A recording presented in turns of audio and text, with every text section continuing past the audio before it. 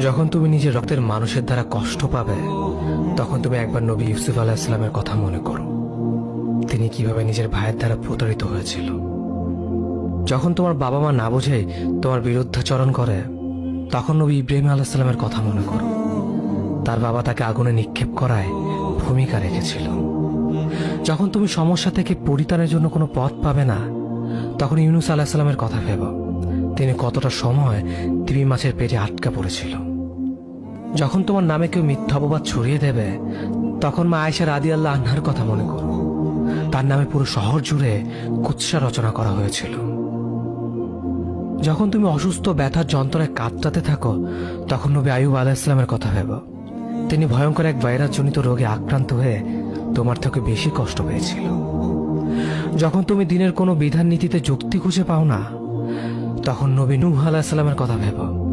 তিনি কোনো প্রশ্ন ছাড়াই মরুভূমিতে নৌকা তৈরি করেছিল।